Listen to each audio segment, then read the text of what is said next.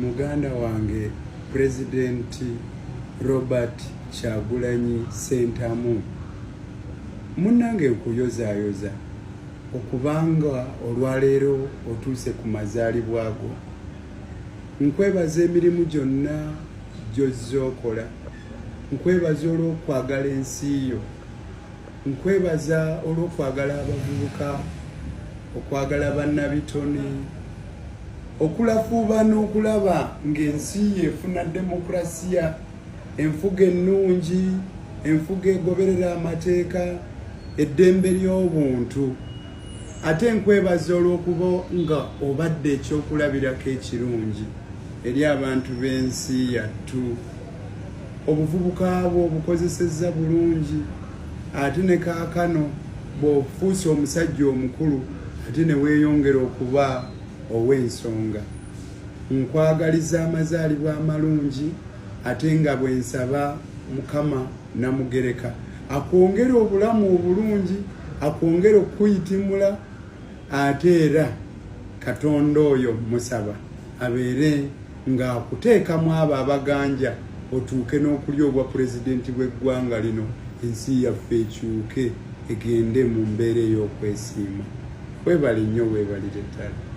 Nga tewalabiseeko ng'ekibiina kigaba kaadi ya NUP. Saakubibwa simu eri bakama bange ab'ekibiina. By the time press bwe happeninze nga ndi side z'ematugga eyo mu nkoko zange, nga simanyi nti nange nina okukola ki, nange nina okubaawo. Naye nakubiridde bukubire nsobole okuba nga ntuukawo, nagenza okuba nga atuukawo nga mpulira results. Wamalidde mu kyakusatu oli mumativu n'ekyo? Bwe natunudde mu Maxes ekituufu kiri nti nange neebase nga ndaba ne ŋŋamba ye abantu b'e Kawempe be tubadde tuweereza be bavudde mu Maxes okubanga ground ye carryinga 50. Kinalowoozezza era nagambye nti abantu b'e Kawempe bano basobola batya ku ground kwembadde ebbanga lyonna ery'emyaka ena nga ndi mu kisiikirizi kya Honorable Segirinya.